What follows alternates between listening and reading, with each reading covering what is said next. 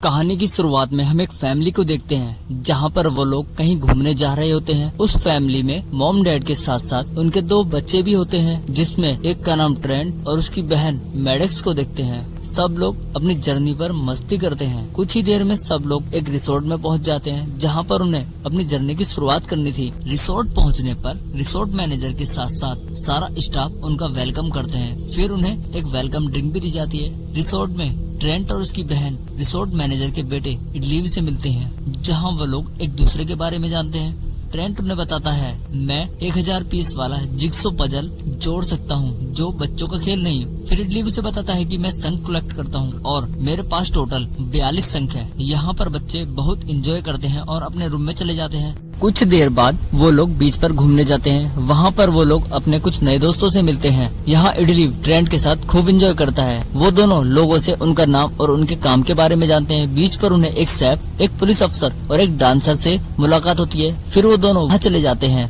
वहाँ पर ट्रेंट और इडलीव एक सच खेलने वाला खेल खेलते हैं। ट्रेंट कहता है, मैं पुशअप नहीं लगा सकता। इडलीव कहता है, मेरा कोई दोस्त नहीं है, ना ही कोई मुझे पसंद करता है। फिर ट्रेंट कहता है, मैं हूं ना और तुम्हारा दोस्त बनूंगा। फिर हम दोनों लॉन पर एक साथ घर लेंगे और आसपास रहेंगे। यहाँ पर सीन कट होता है और हम ट्रेंट के पेरेंट्स को देखते हैं, जिनके बीच में झगड़ा चल रहा होता है क्योंकि वो एक दूसरे से अलग होने की सोच रहे थे। ट्रेंट की मॉम कहती है, डॉक्टर का कहना है कैंसर होने के बाद भी हम अलग हो सकते हैं। वो लोग बच्चों की खातिर अलग नहीं होना चाहते थे, लेकिन गाय को लगता है कि बहुत सालों से ये कैंसर पेस्का के अंदर है, जिससे उसकी मौत हो सकती है। उन दोनों की ये बात उनके बच्चे सुन रहे थे, जिन्हें इससे बहुत दुख होता है। नेक्स्ट मॉर्निंग हम उस रिसोर्ट में बहुत सारे और लोगों को देखते हैं। उसी बीच पर मैनेजर फिर से उन लोगों के पास जाता है और उनके घूमने के प्लान के बारे में पूछता है। फिर रिसोर्ट मैनेजर उन्हें एक प्राइवेट बीच के बारे में बताता है। वो बताता है, एक बहुत सुंदर बीच है जो कि चट्टानों से घिरा हुआ है, जिसे ढूंढना बहुत मुश्किल है। वो बीच एक अनोखे मिनरल से बना हुआ है।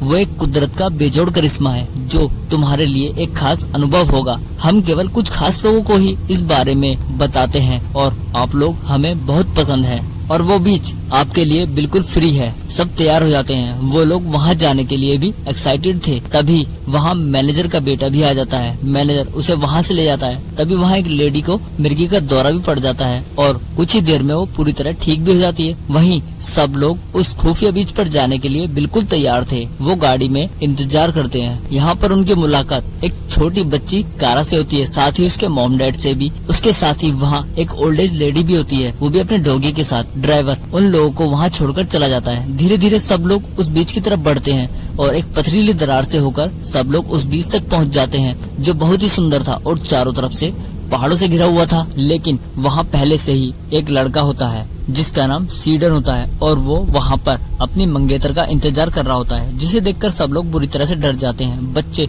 पानी में एंजॉय करते हैं और ट्रेंट नहाने जाता है। उसे लगता है कि पानी में कुछ है, लेकिन वो समझ नहीं पाता। तभी उसके पीछे से एक बॉडी आती है, जिसे देखकर ट्रेंट बुरी तरह से घबरा जाता है। वो डरकर पानी से बाहर भाग जाता है। सब लोग पानी में से उस बॉडी को बाहर निकालते हैं। ये वही बॉडी थी जिसका इंतजार सीडन कर रहा था, जो कि उसकी मंगेतर थी।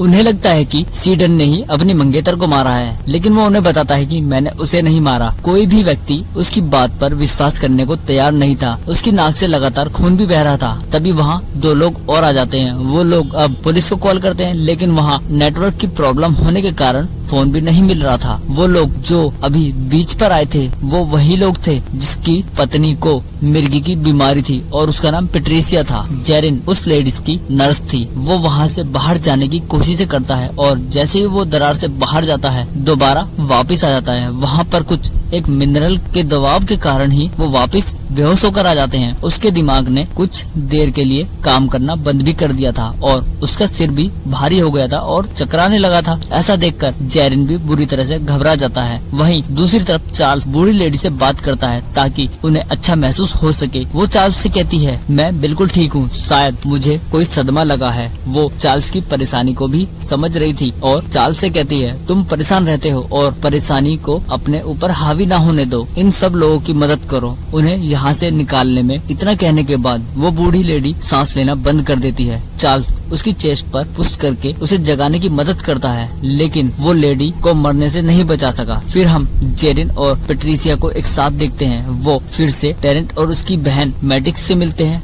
टेरेंट फिर से उनसे वही सवाल पूछता है जो वो सबसे करता है। वो लोगों से उनके काम और उनके बारे में पूछता है, लेकिन चेरिन को कुछ गड़बड़ लगती है। वो टेरेंट से उसकी एज पूछता है। टेरेंट उसे बताता है कि मेरी उम्र अभी 6 साल की है। ये सुनकर दोनों के होश उड़ जाते हैं, क्योंकि वो बच्चा जो अभी 6 साल का लग रहा था उसकी उम्र 11 साल के बराबर पहुंच गई थी। वो अब आइलैंड पर बहुत तेजी से ग्रोथ कर रहे थे, लेकिन किसी को भी इस बारे में कुछ समझ नहीं आ रहा था। तभी उन बच्चों को ढूंढती हुई उसकी मॉम भी वहाँ आ जाती है। वो जेरिन से पूछती है कि आपने मेरे बच्चे कहीं देखे?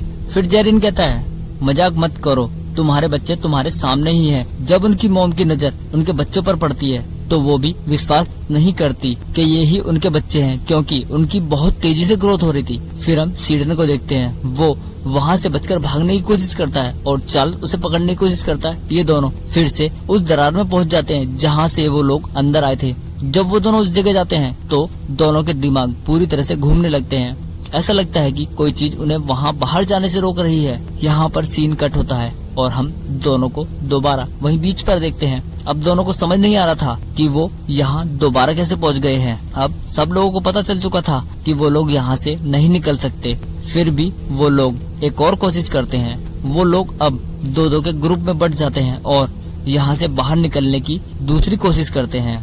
इनकी हर एक्टिविटी पर रिसोर्ट के लोगों की नजर थी। तभी हम देखते हैं जो दो के ग्रुप में बनकर वहाँ से बाहर निकलने की कोशिश करते हैं। सब वहाँ बेहोश होकर दोबारा बीच पर पहुँच जाते हैं। तभी हम देखते हैं चार्ल्स के पास एक चाकू होता है और वो चाकू से सीडन के चेहरे पर कट का निशान बना देता है, लेकिन कुछ ही देर में वो निशान पूरी तरह से गायब हो जाता है। सब लोग ये देखकर हैरान हो गए थे। अब उन्हें ये लग रहा था कि कोई जादू है। सीडन बताता है मैं यहाँ से इसलिए भाग रहा था क्योंकि मैं बहुत डर गया था। मुझे बस यहाँ से वापस रिसोर्ट जाना है। मैं यहाँ पर एंजॉयमेंट करने आया था। यहाँ तक कि हमारी बात भी जब शुरू हुई जब वो भी बीमार थी और मैं भी बीमार था। मैंने उस लड़की को कुछ नहीं किया। सभी को पूरी तरह से यकीन हो गया था कि अब कोई भी उस आइलैंड से बाहर नहीं निकल सकता। सब लोग मीटिंग करते हैं। जेरिन उन्हें पानी से जाने का सुझाव देता है। वो कहता है कौन 100 स्विमिंग पूल पार कर सकता है और दूसरा बीच आने तक तैर सकता है? कौन जाना चाहेगा? सब लोग हार मान लेते हैं। वो लोग बात कर रही थे कि प्रिस्का बेहोश होकर नीचे गिर जाती है क्योंकि उसकी बॉडी में एक बहुत बड़ा ट्यूमर था और वो टाइम टू टाइम बहुत बड़ा होता जा रहा था। यहाँ पर चार्ल्स एक सर्जन भी था। वो सब चाहते थे कि ट्यूमर को पेट काटकर बाहर निकाला जाए, इसलिए चार्ल्स चाकू से पेट पर एक कट करता है ताकि ट्यूमर को आसानी से बाहर निकाला जा सके। लेकिन जैसे वो पेट पर कट लगाता है तुरंत ही जख्म सूखकर बंद हो जाता है। चार्ल्स फिर से एक गहरा कट लगाता है और सब लोगों को उस कट में अपनी उंगलियां डालकर उसे बाहर खींचने के लिए कहता है, जिससे वो जल्दी से बंद ना हो जाए। लोग ट्यूमर को बाहर निकाल देते हैं और वो कट पूरी तरह से अपने आप ही बंद हो जाता है। कुछ ही देर बाद प्रिस्का होश में आ जाती है। अब वो पूरी तरह से ठीक हो जाती है। इसके बाद सीडन अपने मंगेतर की बॉडी देखने जाता है, जिसे देखकर उसकी हालत खराब हो जाती है। वो सब लोगों को बुलाता है। सब लोग वहाँ जाते हैं। जब वो लोग भी उस बॉडी को देखते हैं तो हैरान हो जाते हैं। उन्हें भी समझ नहीं आ रहा था कि उनके साथ ये क्या हो रहा है, क्योंकि वहाँ बॉडी नहीं बल्कि उसकी हड्डियां ही हड्डियां रह गई थी। बॉडी पूरी तरह से डिकम्पोज हो गई थी। फिर प्रेस्का बताती है म्यूजियम के लिए जो हमने खुदाइयाँ की हैं, टाइम, मिट्टी और टेम्परेचर के हिसाब से ये ऊपर नीचे हो सकता है, लेकिन जितना मुझे पता है मांस गलने में पूरे 7 साल लगते हैं, लेकिन यहाँ मांस पूरे 3 घंटे में गल गया है और इस हिसाब से हड्डियाँ 30 साल में गल जाएंगी। इसका मतलब साफ था, अगर हम इस बीच पर मारे गए तो 20 घंटे में हमारा शरीर पूरी तरह से मिट्टी बन जाएगा। प्रिस्का ये भी बताती है यहाँ का बीता हुआ आधा घंटा हमारी जिंदगी का 1 साल के बराबर होता है। ये हम सब पर लागू होता है, लेकिन अभी दिख नहीं रहा। बच्चे ज्यादा खाना इसी वजह से खा रहे हैं क्योंकि इतने साल में उनकी ग्रोथ बहुत तेजी से हो रही है और उनका शरीर भी बढ़ रहा है।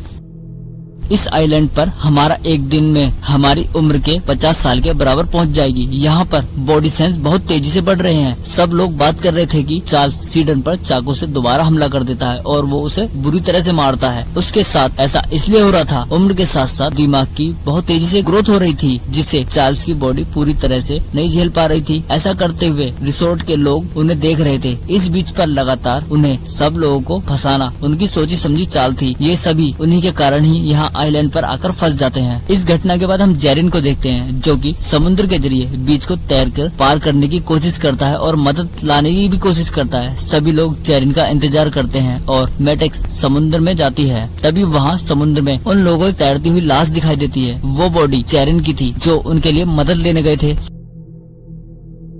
कारा उनकी मदद करने के लिए पहाड़ की नकुली चोटी पर चढ़ना शुरू करती है। वो पहाड़ पर बहुत ऊंचाई तक पहुंच जाती है। अब कारा पहाड़ पर इतनी ऊंचाई पर चढ़ जाती है कि वो ऊपर जाना बंद कर देती है। वो पूरी तरह से थक चुकी थी। तभी उसके हाथ भी स्लिप हो जाते हैं जिसकी वजह से वो नीचे गिर जाती है और पहाड़ से नीचे गिरने की वजह से कारा की मौत हो जाती है।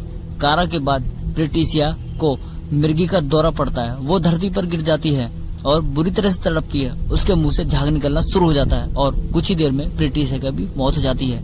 धीरे धीरे करके उस आइलैंड पर बहुत सारे लोग मारे गए थे। यहाँ पर ट्रेंट अपनी बहन के साथ आग जलाने का सामान इकट्ठा करता है। तभी मैटेक्स को वहाँ एक किताब मिलती है जिसमें उसने भी कुछ उस बीच के बारे में लिखा था। उसका कहना था कि पृथ्वी पर इस जगह चट्टानों के आसपास के मिनरल की वजह से हमारी बॉडी सेल जल्दी से बढ़ रहे हैं। इससे हमारी उम्र जल्दी बढ़ रही है। ये जगह किसने ढूंढी है और क्या ऐसी जगह और भी इस धरती पर है? ट्रेंट कहता है अगर हम मेटल ट्यूब बना ले तो हमारी सेल पर इस द्वीप के मिनरल से कोई भी फर्क नहीं पड़ेगा और फिर हम यहाँ से निकल जाएंगे। धीरे धीरे हमें इसकी आदत पड़ जाएगी और हम यहाँ से आसानी से बाहर निकल सकते हैं। अब उनके पास सबसे बड़ी समस्या थी कि वो मिनरल ट्यूब बनाए तो बनाए कैसे। तभी ट्रेंट उस कैमरे को भी देख लेता है जिससे रिसोर्ट के मालिक उनकी एक्टिविटियों को रिकॉर्ड कर रहे थे। रात में चार्ल्स फिर से गाय के ऊपर हमला कर देता है। प्रिस्का ट्रेंट को और अपनी बेटी को वहाँ से छुपने के लिए कहती है ताकि चार्ल्स उन्हें ना मार पाए। वो दोनों एक गुफा में चले जाते हैं। वहाँ पर उन्हें क्रिस्टल मिलती है जिसकी हालत बहुत बेकार हो गई थी, यहाँ तक कि उसकी हड्डियाँ भी टूट जाती है। वो अपनी बॉडी को बुरी तरह से पीटती है और अकड़ा लेती है। कुछ ही देर बाद हम देखते हैं कि वो भी मारी जाती है। वहीं चार्ल्स ने गाय को बुरी तरह से घायल कर दिया था। तभी प्रिस्का चाकू से चार्ल्स के ऊपर हमला कर देती है। उस चाकू पर जंग भी लगा हुआ था जिसके कारण चार्ल्स की बॉडी सड़ने लगती है और कुछ ही देर में हम देखते हैं कि उसकी बॉडी पूरी तरह से सड़कर नीली पड़ जाती है और चार्ल्स की भी मौत हो जाती है। इस तरह वो अपने पति को गाय से बचा लेती है। अब उस आइलैंड पर 4 लोग ही बचे थे, प्रिस्का और उसका परिवार। अगली रात गाय की मौत हो जाती है। वो लोग पूरी तरह से बूढ़े हो चुके थे और कुछ ही देर बाद प्रिस्का भी मारी जाती है।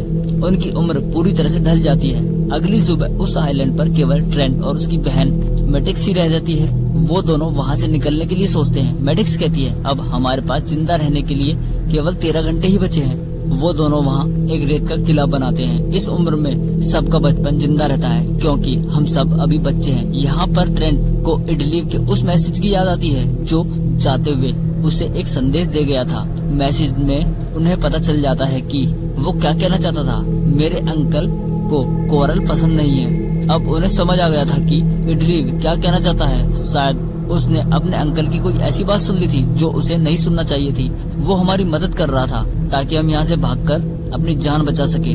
दोनों तभी समुद्र में भागना स्टार्ट करते हैं। वो समुद्र के अंदर पहुंच जाते हैं और तैरकर उस मिनरल के असर से बचने के लिए कोरल के बीच में पहुंच जाते हैं। लेकिन अंदर पहुंचते ही ट्रेंट की बहन का गाउन नीचे फंस जाता है। ये सब रिसोर्ट का एक आदमी देख रहा होता है। उसे लगता है कि वो दोनों मारे गए हैं। वो आदमी अपने बॉस को उनकी जानकारी देता है और अपनी गाड़ी लेकर बेस पर लौट जाता है। वहाँ पर बहुत सारे डॉक्टर की टीम होती है जो कि मेडिसिन पर रिसर्च कर रहे होते हैं। वो आदमी उन लोगों की जानकारी रिसोर्स मैनेजर को देता है कि उनका डाटा मेन कंप्यूटर से हटा दिया गया है और सारे सबूत भी मिटा दिए गए हैं। मैनेजर मारे गए लोगों के लिए कुछ देर का मौन भी रखता है और उन्हें कहता है कि इस नए बीज की वजह से हमें बहुत सारी जानकारियां और दवाइयां मिली हैं जिसकी वजह से हम नई नई दवाइयां बनाएंगे और उनसे बहुत सारी जान बचाएंगे। काम पूरा होने तक उनकी संख्या करोड़ों में होगी। फिर वहाँ पर एक डॉक्टर उस लेडी के बारे में बताता है जिसे मिर्गी के दौरे पड़ते थे। उसे सारी मिर्गी के दौरे पड़े लेकिन हमारी दवाई ने 8 घंटे यानी 16 साल तक उसे कोई दौरा नहीं पड़ने दिया और उसे पूरी तरह से ठीक कर दिया। अब हम उस दवा को पूरी दुनिया में हर एक आदमी तक पहुँचाएंगे जो इस बीमारी से पीड़ित है। इसके बाद ये लोग फिर से कुछ लोगों को फंसाने के लिए सोचते हैं और उन्हें फिर से लालच दिया जाता है। तभी हम उस पुलिस अफसर को देखते हैं जिससे बचपन में ट्रेंट मिला था। वो उस पुलिस अफसर को कुछ सबूत देता है जहाँ पर बीच पर कुछ लोगों की मौत हो गई थी। पुलिस अफसर उन डॉक्यूमेंट्स की छानबीन करता है जिसे उस मैनेजर ने मार दिया था। इस तरह रिसोर्ट का खुलासा हो जाता है। टीवी पर और न्यूज पर केवल उस रिसोर्ट की ही न्यूज दिखाई दे रही थी। ट्रेंट फिर से इडलीव से मिलता है। ट्रेंट इडलीव को वो पजल भी दिखाता है जो बचपन में उसने सॉल्व नहीं कर पाया था। उसी पजल की वजह से ट्रेंट और उसकी बहन समुद्र से बाहर आ जाते हैं। हम फिर से मूवी में प्रीव्यू देखते हैं जहाँ पर दोनों समुद्र में आ जाते हैं और ट्रेंट की बहन नीचे फंस जाती है, लेकिन ट्रेंट उसे बचाकर वहाँ से बाहर निकल जाता है। इस तरह कोरल के बीच से होते हुए वो लोग बाहर निकल जाते हैं और अपनी जान बचा लेते हैं। ऑफिसर उन्हें उनके घर तक ले जाता है और यहाँ पर मूवी खत्म हो जाती है।